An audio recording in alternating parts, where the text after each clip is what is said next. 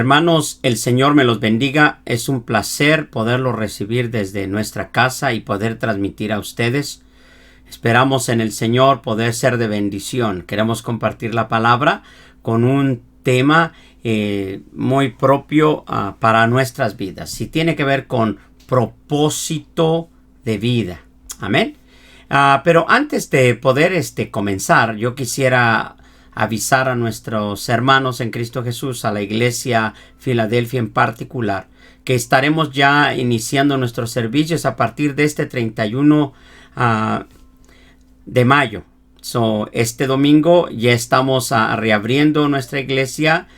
Tenemos la oportunidad de poder abrir, así que comuníquese conmigo, comuníquese con algunos de los líderes de la iglesia si usted desea volver a acompañarnos como lo estuvo haciendo en el pasado. Amén.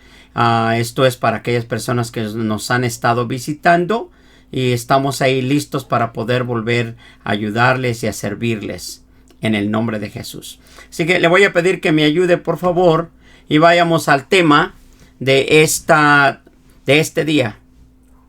Y el tema es, repito, propósito de vida.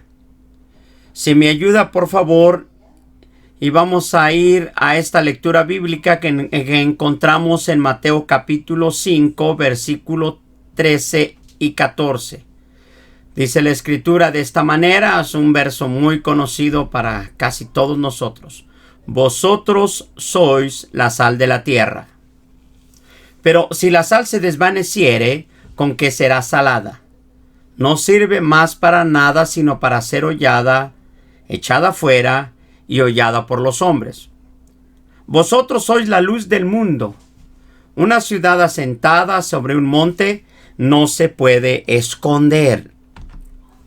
Dentro de este capítulo 5, donde nosotros comenzamos a leer a partir de las bienaventuranzas, nosotros miramos cómo nuestro Señor Jesucristo va a comenzar a darnos esta lista de mandamientos, de modelos, de ejemplo de vida, para que nosotros seamos hombres y mujeres que no solamente podamos ser la luz y ser la sal de la tierra, sino que seamos un modelo más específicamente con estos ejemplos.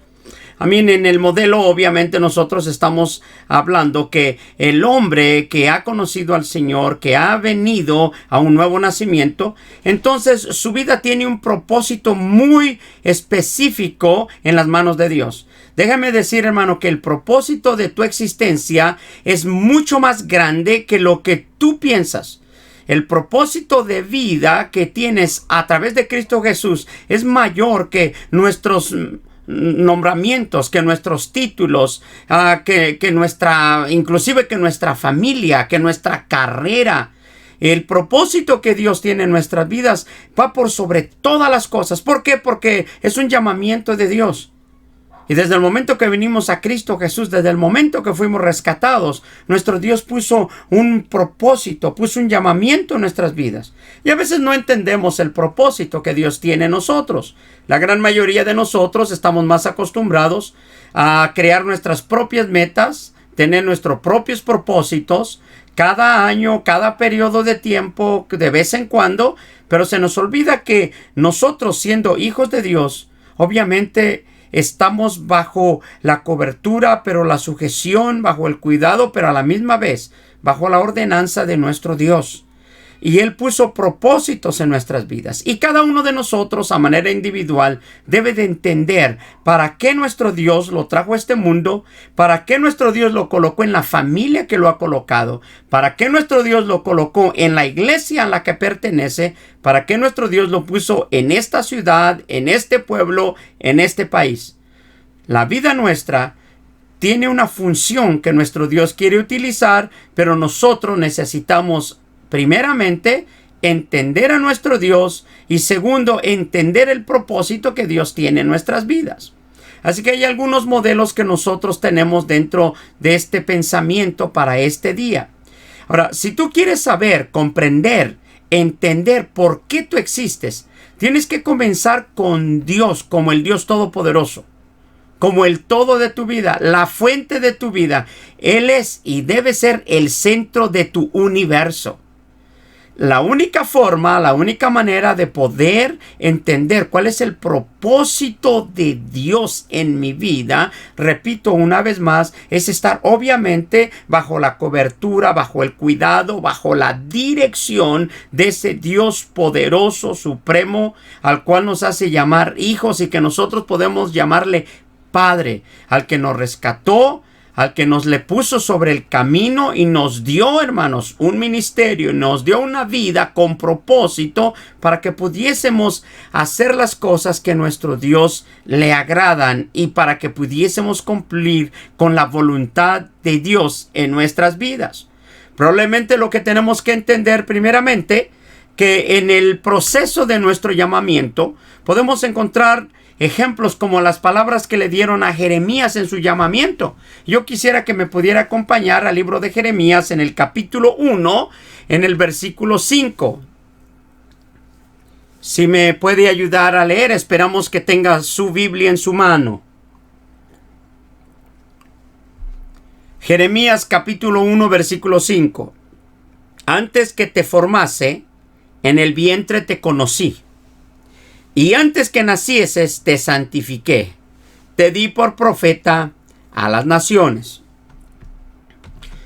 Este pasaje, especialmente en el versículo 5, obviamente es muy conocido. Sabemos el trasfondo, el contexto de qué se está hablando, qué es lo que nuestro Dios está haciendo con Jeremías. Hemos mencionado, es el llamamiento de Jeremías. Pero este mismo versículo tiene una verdad a la que nosotros probablemente nos convendría, y voy a usar esa palabra, nos convendría apropiarnos. Usar el texto de la Escritura, porque toda la Escritura es inspirada por Dios. Y debido a este concepto, creo que podemos entender que las mismas palabras que le dieron a Jeremías las podemos aplicar para nosotros. Mire, por favor, ayúdame con esto. Antes que te formase, lo que estamos nosotros mirando aquí es que nuestro Dios en su soberanía, en su eternidad, también encuentra que cuando tiene un plan para el ser humano, Dios no lo está planeando de un día para otro, hermano. Es un plan que ya tiene en la eternidad. Por eso es Dios. Y Él va a decir, antes que te formases en el vientre, antes que tu madre quedase preñada, que quedase embarazada, hubiese la gestación de un embrión en el útero de la madre, ya nuestro Dios había trabajado no solamente en la vida de Jeremías. Yo quiero que me entiendas un momentito. Estoy tratando de entender la Escritura en este aspecto. Mira que nuestro Dios ha tenido un plan maravilloso con tu vida y con mi vida desde antes siquiera, no solamente de que yo naciese, sino antes que naciese tu padre, tu madre, antes que fuese Adán. Antes de todas esas cosas, en el principio de la eternidad, en la eternidad de Dios, mejor dicho, para corregir esa frase, en la eternidad de nuestro Dios, en la mente de nuestro Dios, en el corazón de nuestro Dios, tú y yo ya estábamos existiendo. Así que dice nuestro Dios para la persona de Jeremías, antes que te formase en el vientre, te conocí. Y antes que nacieses te santifiqué y te di por profeta a las naciones. Haciendo referencia a este texto, hermanos, nosotros entonces comprendemos que nuestro Dios, en su soberanía, en su eternidad, eligió tu nombre. Y puedes llamarte Pedro, Juan, o María, o Patricia. No sé el nombre que tú tengas. Lo único que sí sé es que nuestro Dios, en la eternidad, ya había pensado en ti. Ya había planeado contigo. Y ya te había dado un llamamiento santo para que tú vinieras al conocimiento de nuestro Dios y para que le fueses útil en sus manos. Amén. Vamos por favor al libro de Génesis en el capítulo 1, versículo 27. Ahí la Escritura nos dice, y creó Dios al hombre a su imagen, a imagen de Dios lo creó, varón y hembra los creó. Bien, sabemos que el texto es muy conocido para nosotros. Pero yo quisiera que me ayudaras para que podamos entender un par de cosas juntos. Mira, cuando dice la Escritura, y creó Dios al hombre a su imagen y a su imagen, perdón, leo otra vez. Y creó Dios al hombre a su imagen, a imagen de Dios lo creó, varón y hembra lo creó. Probablemente una de las situaciones que tiene el ser humano, de lo que le cuesta más trabajo entender cómo es que Dios puede hacerme a su imagen. A imagen de Dios fui creado.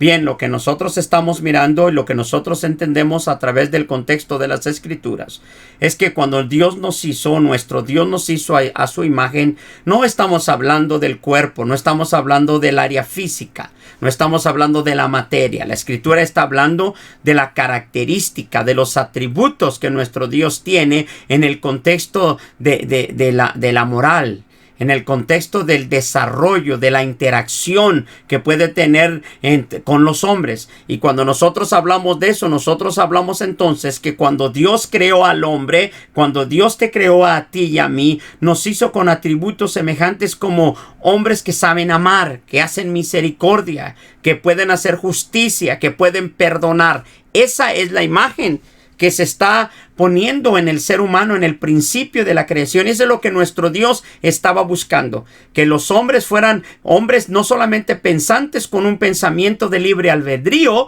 sino que también tuviese la capacidad de perdonar, de amar, de hacer justicia, de hacer misericordia, de tener provisión.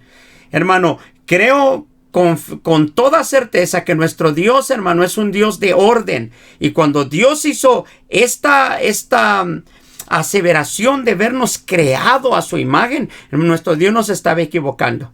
¿Por qué? Porque cuando nosotros miramos hoy en día aquellos que son hombres y mujeres lavados en la sangre del Cordero, aquellos que han transformado sus vidas, que ya no viven en sus pecados, sino que viven para agradar a Dios, nos damos cuenta que este tipo de personas pues tienen la capacidad de amar, de perdonar, de soportar, de hacer justicia, de tener equidad, de ser equilibrados. Son los hijos de Dios. Tienen, hermano, una bendición enorme porque nuestro Dios lo hizo a imagen y semejanza de Él. Así que ya de antemano nosotros deberíamos ya de tener este gozo en nuestro corazón de que Dios puso de sus características en nosotros para que podamos servirle, para que no tengamos el obstáculo de no poder servirlo. Esto es, hermano, lo que nos da como base principal para entender el propósito que nosotros tenemos en nuestra vida. No solamente que Dios nos conoce desde la eternidad, sino que Dios nos formó a imagen y semejanza de Él en su característica. Amén. En su forma de su trato, en esos atributos maravillosos de Dios. Ya Dios colocó de ellos en nuestras vidas.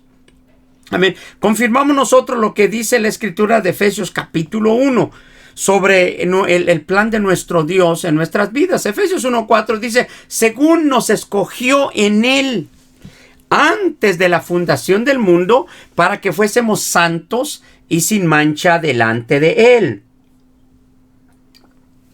Una vez más, por favor, mire, la Escritura dice que Él nos escogió en Él. Repito el texto, según nos escogió en Él antes de la fundación del mundo.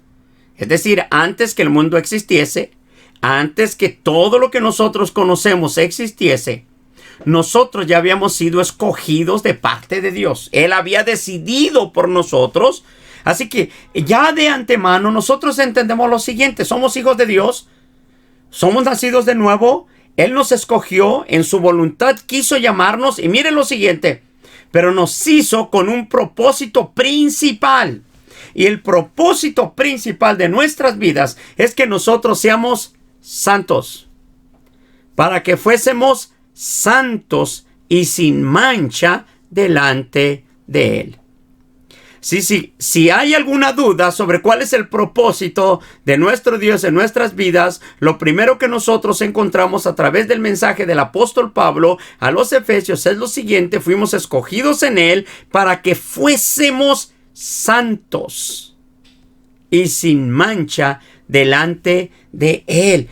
Qué importante es entender y conocer la Escritura, porque a veces nosotros con pensar o darle rienda suelta a nuestra cabeza, pero yo no entiendo cuál es el propósito que Dios tiene para mí. Yo no entiendo el llamamiento de nuestro Dios. Bueno, hay que comenzar con lo básico y con lo primero.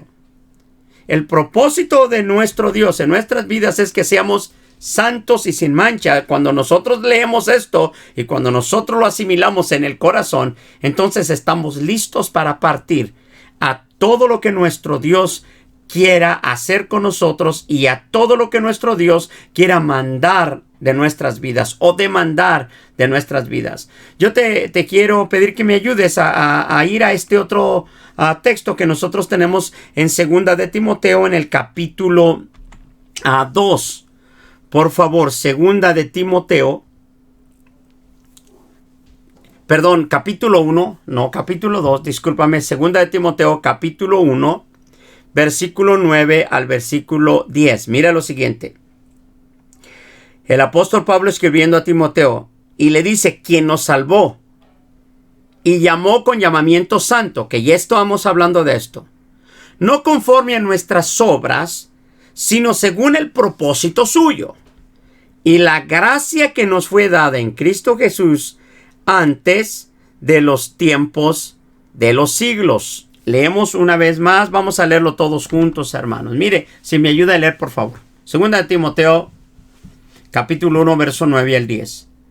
Quien nos salvó y llamó con llamamiento santo, no conforme a nuestras obras, sino según el propósito suyo, y la gracia que nos fue dada en Cristo Jesús antes de los tiempos de los siglos. Por favor, te voy a pedir que prestes atención un momento. Cuando nosotros hablamos del propósito de nuestro Dios en nuestras vidas, ya entendimos que el propósito principal, el primero a partir de la salvación, se llama santidad. Ahora, Pablo va a reafirmar y a confirmar lo siguiente: quien nos salvó y llamó con llamamiento santo. No estamos aquí al azar, no estamos simplemente porque hay un Dios que se le ocurrió darnos una oportunidad para que seamos salvos y ahí caminen ahora como ustedes puedan. Cuídense. No. Nuestro Dios nos llamó con llamamiento santo, es decir, nuestro Dios nos apartó, nos separó con santidad. Y al llamarnos y separarnos con santidad, nosotros comenzamos a avanzar en el propósito de nuestro Dios, porque el mismo Pablo sigue diciendo, no conforme a nuestras obras, sino según el propósito suyo. ¿Por qué Pablo va a utilizar que el llamamiento santo que hizo nuestro Dios no es por nuestra obra, sino por el propósito suyo? Bien, hermano, porque el ser humano nunca ha podido y no podrá buscar y entender el propósito de Dios, ni siquiera acercarse a servir a Dios cuando no hay santidad en su vida. De manera que las obras nuestras, nuestro carácter, nuestro pensamiento como hombres humanos carnales, como hombres de mente fina, no somos hombres que queremos buscar a Dios, no somos hombres que buscamos la santidad, somos hombres que queremos vivir de acuerdo a las pasiones carnales, a lo que nosotros estamos habituados en nuestras carnes, en los miembros de nuestro cuerpo, en nuestras cabezas. Nuestros pensamientos no tienen que ver nada con la santidad. Pero gracias, hermano, al llamamiento santo, el hombre es transformado gracias a que nuestro Dios nos llama en su propósito. No por nuestra obra, porque no lo merecíamos, ni siquiera podíamos. Pero Él quiso apartarnos, Él quiso separarnos. Y una vez que lo quiso hacer, estamos listos para comenzar a avanzar en el propósito que nuestro Dios tiene. El propósito suyo, sigo leyendo el texto, y la gracia que nos fue dada en Cristo Jesús antes de los tiempos de los siglos. Es un tema muy recurrente en el apóstol Pablo, donde él va a decir y va a afirmar en más de una ocasión que nuestro Dios es un Dios que ha planeado desde la eternidad tu vida y mi vida. Es un Dios que ha planeado el propósito de tu vida y mi vida desde mucho antes. Ahora quiero que entiendan la siguiente cosa. Todos los seres humanos somos creación de Dios, y esto no tendría que explicarlo por usted que es creyente, pero tengo que decirlo por el que no es creyente, por el que no conoce la Escritura. Así que deme un par de minutos, téngame paciencia, por favor. Todos los seres humanos son creación de Dios. Ahora, pero no toda la creación y no todos los seres humanos por creación son hijos de Dios. Me va a perdonar y no voy a quedarme mucho tiempo a explicar. Solo quiero recordarte, el pecado de Adán le quitó el derecho de ser hijo de Dios por su pecado. Y como consecuencia, el pecado de Adán que vino a los seres humanos lo hizo y lo apartó de Dios y no le dejó más. Le quitó el derecho, mejor dicho, de ser hijo de Dios. ¿Por qué? Por el pecado que había en el hombre. Para esto apareció el Hijo del Hombre, para esto apareció el Mesías, para esto apareció Jesús, para esto el Hijo de Dios fue a la cruz, para que al morir y en su sacrificio por nosotros pudiéramos ser restaurados a la posición de hijos. Déjame decirte lo siguiente.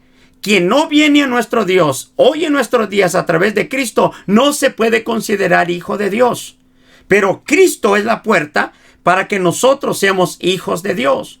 Juan 1:12 va a decir de la siguiente manera: porque a los suyos vino y los suyos no lo recibieron, mas los que le recibieron a estos les dio el derecho, les dio la potestad de ser llamados hijos de Dios. Quiero que entendamos esto, porque para poder cumplir y poder llenar los requisitos y entender el propósito de Dios, no solamente soy santo, sino que ser santo también me involucra como hijo de Dios. No se puede ser santo si no se es hijo de Dios, y no se puede ser hijo de Dios si no es santo. ¡Qué maravilloso es nuestro Dios! A nuestro Dios, hermanos, no se le escapa nada. Quiero que me ayude, por favor, entonces a entender que si nosotros somos hijos de Dios, no habría razón para que nosotros estuviésemos en tinieblas. No hay razón para que nosotros no entendamos para qué nuestro Dios nos llamó. No hay razón alguna para decir que no entiendo lo que Dios tiene y el plan que Dios tiene en mi vida. Si eso está pasando, te voy a aconsejar lo siguiente. Busca a nuestro Dios, búscalo en su palabra. Pide al Espíritu Santo en oración que revele su palabra y que el Espíritu Santo pueda dar testimonio en tu corazón, en tu vida, de que puedes ser y que eres hijo de Dios por Jesucristo, que te rescató, te perdonó y que tu arrepentimiento de los pecados te ha dado ese derecho de ser llamado hijo de Dios. Y repito, el único que da testimonio de que somos hijos de Dios se llama Espíritu Santo. Ayúdame, por favor, a entender. Y vamos, a leer en 1 de Tesalonicenses, en el capítulo 5, versículos 4 al 6. Mas vosotros, hermanos, no estáis en tinieblas, para que aquel día os sorprenda como ladrón. Para que todos vosotros, repito versículo 5, porque todos vosotros sois hijos de luz e hijos del día. No somos de la noche ni de las tinieblas. Por tanto, no durmamos como los demás, sino velemos y seamos sobrios. Quedémonos juntos, hermanos, con el pasaje de las Escrituras. 1 de Tesalonicenses, capítulo 5, verso 4 al 6, va a traer una palabra reveladora que sin lugar a dudas va a colocar al Hijo de Dios a la vanguardia. El que no puede estar retrasado en la información. El que no puede estar con oscuridad en su mente, en su corazón. No, sino que por lo contrario, nos va a alumbrar porque, hermano, el Espíritu Santo y su palabra es un faro, es una revelación a la mente, al corazón. Y es ahí donde la fe se desarrolla. Ayúdenme por favor a leer. Mas vosotros, hermanos, no estáis en tinieblas, para que aquel día os sorprenda como ladrón. No voy a entrar en el contexto de la Escritura. Quiero llevarte al único punto que estoy intentando buscar en este instante.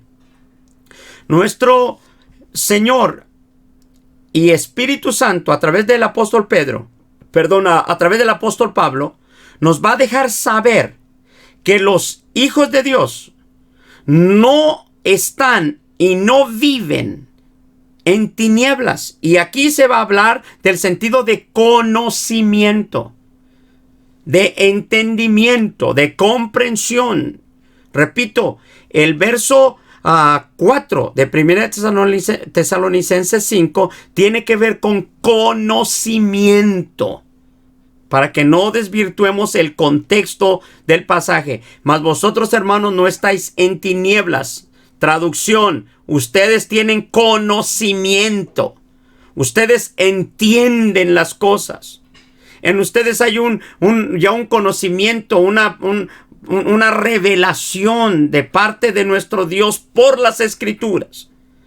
Y termino de leer el versículo: para que aquel día os sorprenda como ladrón. Es decir, nuestro Señor, hermano, hace saber a su pueblo que el día que Él venga, usar un poco del contexto, los hombres de Dios no pueden ser hallados en la ignorancia, no pueden ser hallados en las tinieblas, no pueden ser hallados como que los sorprendieron, pues no sabían. Hermano, la falta de conocimiento no justifica a nadie. Te quiero dar este mensaje. Si hay ignorancia sobre lo que nuestro Dios quiere de nosotros y cómo nosotros tenemos que estar apercibidos, nuestra ignorancia no podrá usarse delante de nuestro Dios como justificación. No, yo quiero decirte lo siguiente. No, la palabra de Dios dice que nosotros, los hijos de Dios, usando las palabras de Pablo, no estamos en tinieblas. Es una confirmación. Está haciendo una aseveración contundente.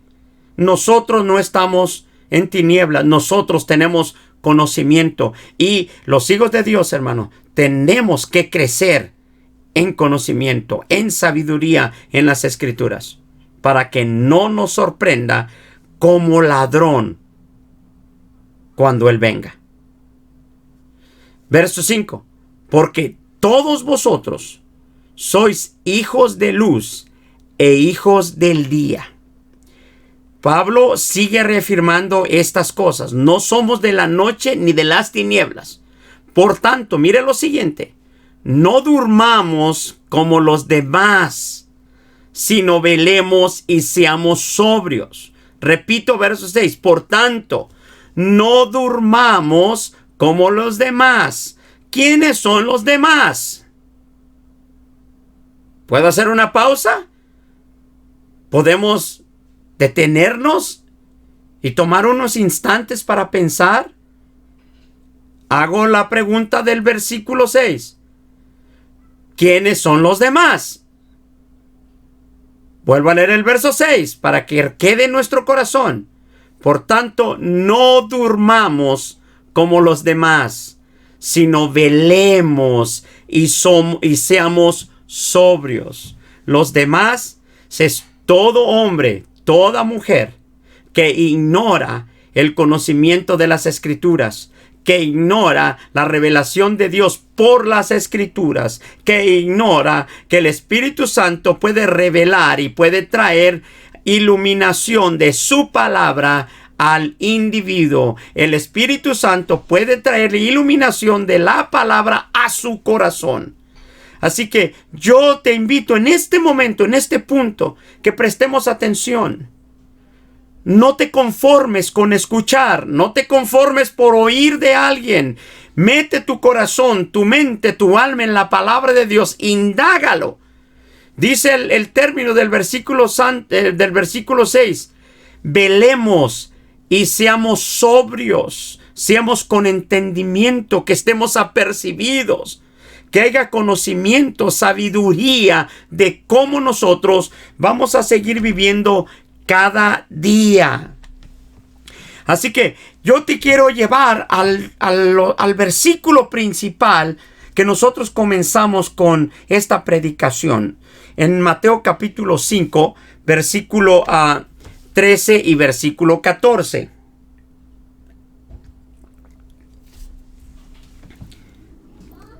El carácter y la personalidad nuestra está manifestada en estas dos figuras. Y dice la Escritura en el capítulo 5 de Mateo, versículo 13 y versículo 14. Vosotros sois la sal de la tierra. Pero si la sal se desvaneciere, ¿con qué será salada? No sirve más para nada, sino para ser echada fuera y hollada por los hombres. Vosotros sois la luz del mundo. Una ciudad asentada sobre un monte no se puede esconder. Hermanos, hay dos figuras que nosotros encontramos aquí. Y yo quise usar la palabra figura, porque ciertamente está representado como sal y está representada como luz. Tu vida y mi vida, el pueblo de nuestro Dios, para dejarle saber, no al mundo, sino a la iglesia, que aquellos hombres y mujeres que han sido redimidos, que han sido lavados en la sangre del Cordero, son hombres y mujeres que tienen un propósito. No solamente el ser santo, no solamente el ser hijo de Dios, sino el ser de testimonio. El hombre, la mujer que sirve a nuestro Dios, que su vida ha sido perdonada, que sus pecados han sido arrancados de su vida, está puesta en este mundo para hacer luz, para hacer sal. No importa el orden que lo pongamos. Para hacer sal, para hacer luz. Las dos cosas tienen un uso pero muy especial en el mundo. Todos nosotros hemos experimentado que aquellos que hemos ya crecido con un gusto en la comida, en la cual nos enseñaron desde niños, llegar a empezar a comer comida sin sal parece ser una comida, como se repite mucho, una comida insípida. Todo el gran sabor que puede estar en nuestros paladares, conociendo los platillos más exquisitos, ¿no? No voy a poner platillos, así que por favor entiéndame. Nuestro gusto en nuestra boca, identifica perfectamente la sal y sabe ese sabor maravilloso que tiene en el alimento. ¿Y qué vamos a decir de la luz? Porque hoy en día alguien que puede vivir sin luz es un ser extraño, es algo que está fuera de todo sentido. ¿Por qué? Porque la luz se ha vuelto esencial en la vida, no solamente de ahora, sino de todos los tiempos. Desde que el momento que nuestro Dios dijo sea la luz y fue la luz. ¿Por qué? Porque la luz echa fuera las tinieblas. Cuando nosotros entramos en la oscuridad a nuestras casas, hoy con los adelantos, hoy con lo que podemos tener, hoy algunos todavía seguimos usando el switch para prender la luz, otros llaman el nombre de algunos equipos electrónicos, ¿no? Para que a base de voz y mando usted prenda la luz de su casa. Hoy tenemos todas esas cosas, no vamos a hablar de ellos, ni vamos a dar nombres de ninguno. No, pero la luz es esencial desde el principio de la creación hasta el día de hoy. Y mire bien esto. Resulta que al hombre de Dios, a la mujer de Dios, nuestro Dios lo coloca como sal, como luz, como las partes más importantes que tiene el ser humano.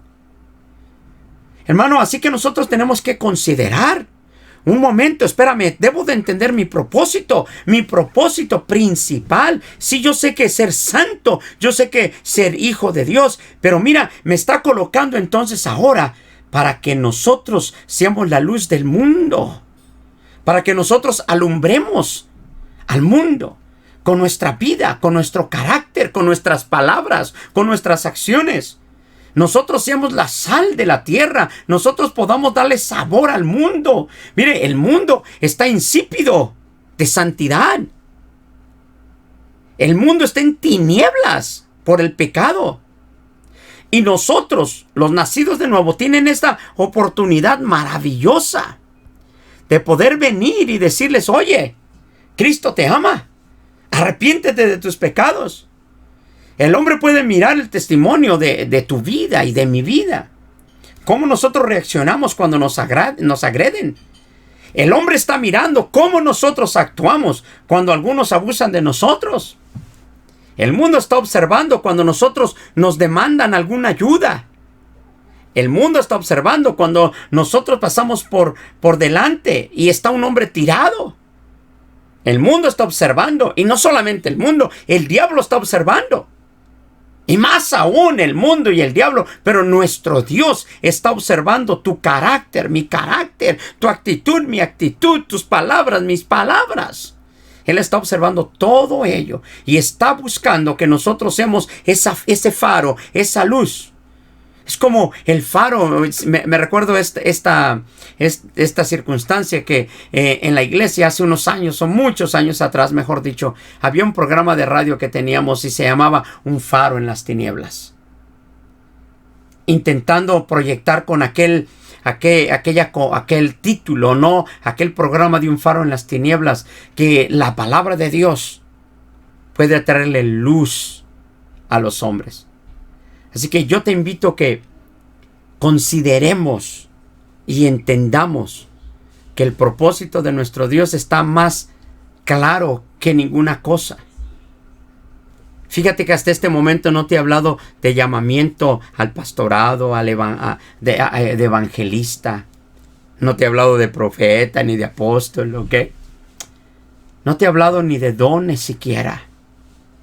Pero sí te he hablado del propósito principal que nuestro Dios tiene con cada uno de nosotros. Quisiera llevarte solamente a la actitud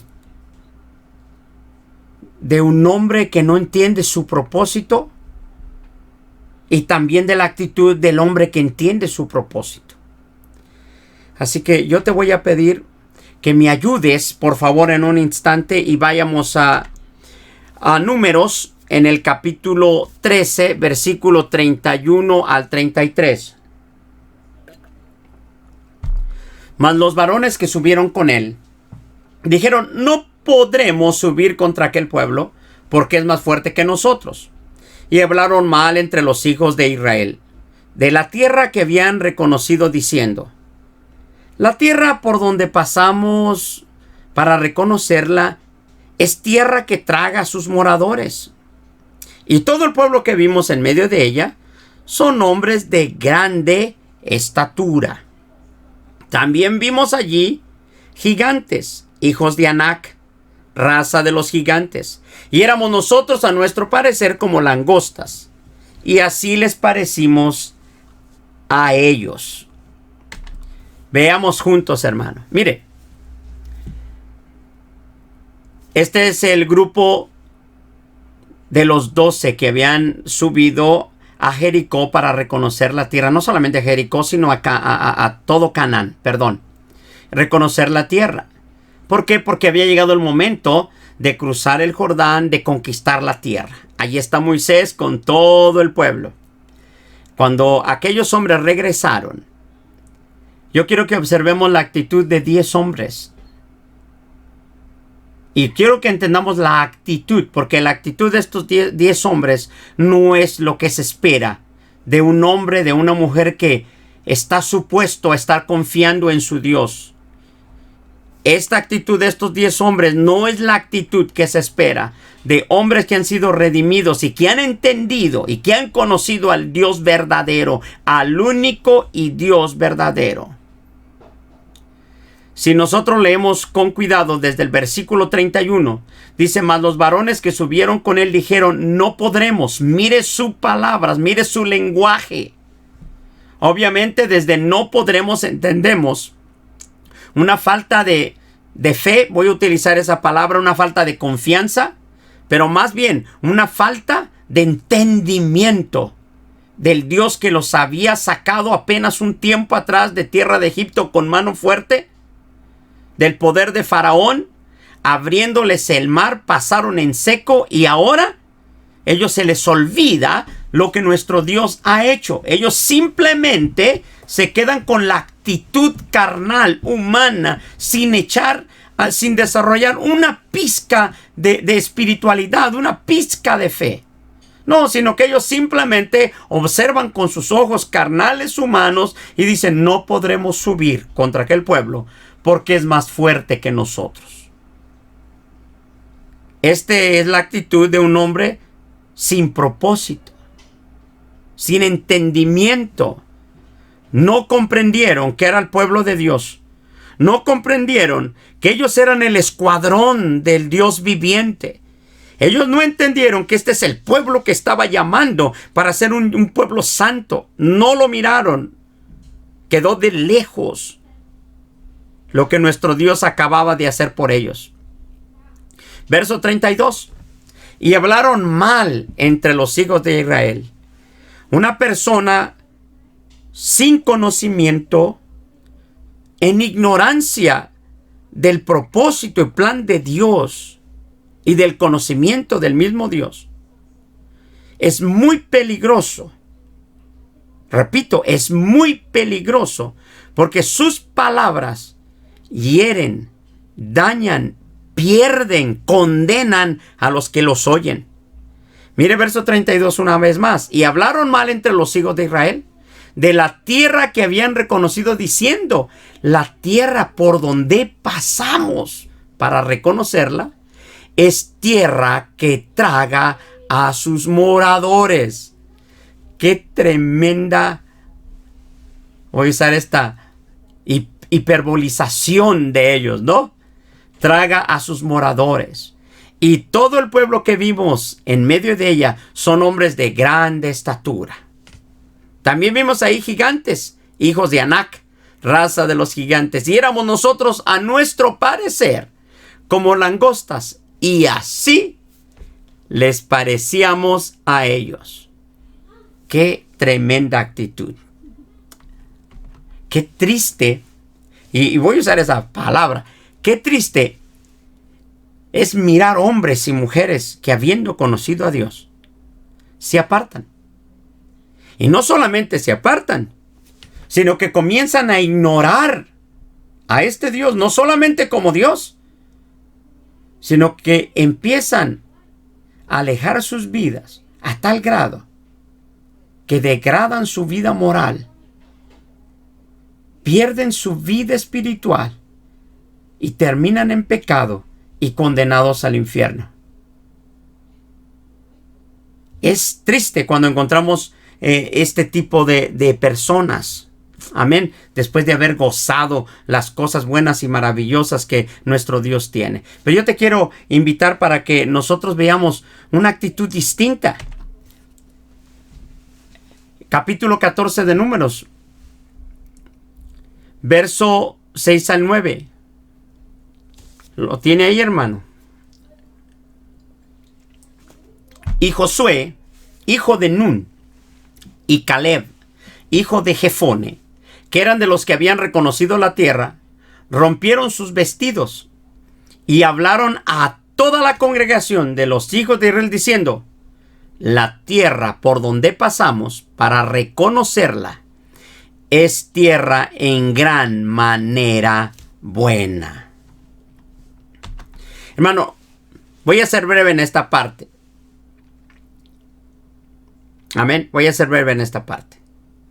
La actitud, el carácter, la convicción de Josué y de Caleb obviamente contrastan totalmente con la actitud de los primeros 10. Repito, contrastan completamente. Porque Josué y Caleb toman una actitud indignante. Porque ellos rompen sus vestiduras al escuchar lo que aquellos hombres han dicho, porque han creado un perjuicio, han creado un gran daño. Y ellos van a decir allí en el versículo 7, la tierra es en gran manera buena. Y van a continuar. Mire lo siguiente, por favor. En el verso 8. Si Jehová se agradare de nosotros, Él nos llevará a esta tierra y nos la entregará. Tierra que fluye leche y miel. Por tanto, no seáis rebeldes contra Jehová, ni temáis al pueblo de esta tierra, porque nosotros los comeremos como pan. Su amparo se ha apartado de ellos, y con nosotros está Jehová. No temáis. Hermano, ¡Qué actitud tan más distinta, tan maravillosa! El hombre que ha entendido quién es su Dios, quién es Él, por qué nuestro Dios lo ha llamado, cuál es el propósito de su vida, hermano, va a actuar en consecuencia de ese conocimiento. Los primeros 10 se olvidaron de lo que nuestro Dios hizo. Los primeros 10 ignoraron completamente lo que nuestro Dios acababa de hacer. Pero estos dos, Josué y Caleb, ellos van a decir, espérense, la tierra de verdad es muy buena.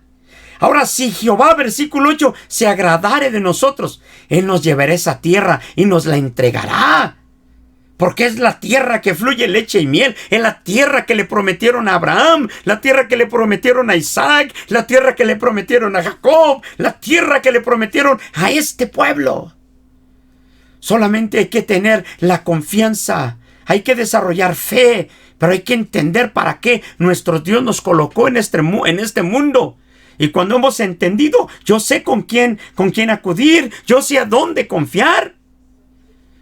¿Cómo puede ser un hombre que ha tenido la experiencia de Jesucristo en su vida?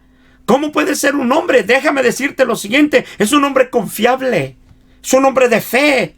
Es un hombre tenaz, fuerte, que soporta, que perdona, que es paciente, que es amoroso, que es clemente. Quiero usar la otra parte. Que también se indigna cuando se niega la eficacia de nuestro Dios, cuando se niega la eficacia de la palabra en la vida de los hombres.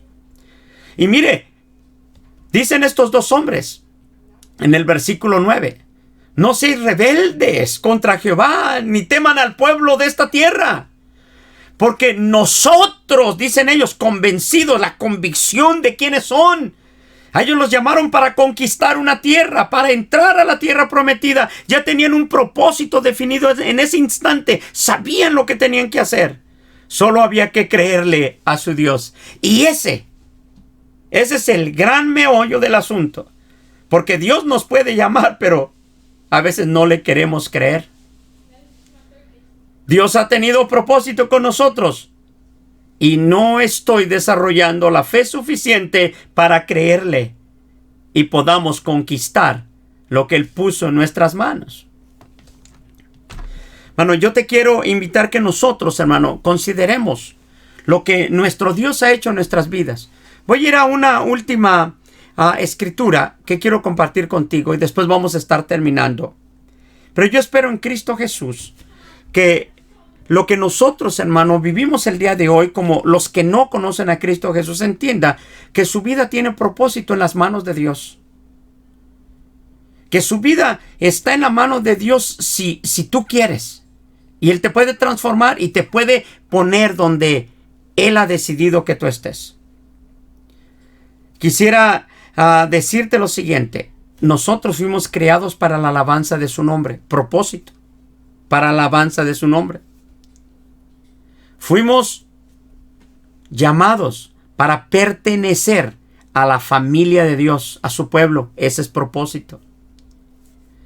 Fuimos formados para ser como Cristo. No Cristo. No ser igual a Cristo. Ser como Cristo en sus atributos. Para que podamos andar. Ese es propósito. Fuimos formados para servir a Dios. Eso es propósito. Fuiste hecho para una misión. Ese es propósito. Te pido que me ayudes a leer en el libro de Isaías, en el capítulo 43. Por favor. Y vamos a ir al versículo 1 y al versículo 4, perdón. Dice de la siguiente manera. Ahora, así dice Jehová, creador tuyo. Oh Jacob, y formador tuyo, oh Israel. No temas, porque yo te redimí. Te puse nombre. Mío eres tú. Cuando pases por las aguas, yo estaré contigo. Y si por los ríos, no te anegarán. Cuando pases por el fuego, no te quemarás, ni la llama arderá en ti. Porque yo, Jehová, Dios tuyo, el Santo de Israel, soy tu Salvador. A Egipto he dado por tu rescate, a Etiopía y a Seba por ti.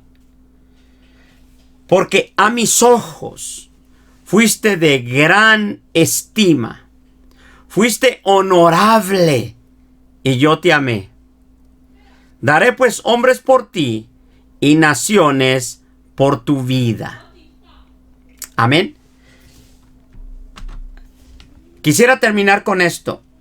Ojalá que reflexionemos un poco sobre esta posición. En el verso 4 del capítulo 43, el Señor dice, porque a mis ojos fuiste de gran estima. Mire, fuiste honorable y yo te amé. Daré por hombres por ti y naciones por tu vida. Yo te pido en el nombre de Cristo Jesús que si has hasta este momento no entendido el propósito de Dios en tu vida, es tiempo que tomes el tiempo para considerar. Es el tiempo que busques cómo servir y agradar a Dios en el propósito de Dios. Repito, nos quedamos mucho tiempo en nuestro propósito y se nos olvida que lo importante de todo es el propósito de Dios. Voy a orar por ti y después de esto estamos terminando. Bendito Dios, en el nombre de Cristo Jesús. Te pedimos, Señor, que tu palabra, Dios mío, la lleves, Señor, a cualquier parte que llegue esta señal. Bendice la vida de mis hermanos, bendice la vida de aquellos que no te conocen, que no te están sirviendo, pero que sus vidas te pueden ser útiles en sus manos. Sé con ellos, Padre. Úsalos para la gloria de tu santo nombre. Alcánzalos, Padre, en el nombre de Jesús. A tu pueblo, Señor, bendícelo. Y que nosotros podamos seguir creciendo en conocimiento y gracia de nuestro Señor Jesucristo. Y que sigamos teniendo claridad en nuestras vidas sobre el propósito que tú tienes en cada uno de nosotros. En el nombre de Jesús te doy las gracias. Amén. Hermanos, el Señor les bendiga.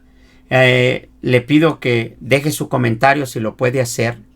Si usted que no asiste a la iglesia de Cristo Jesús desea comunicarse con nosotros, ahí está la información en la página. Amén. Que el Señor me los bendiga.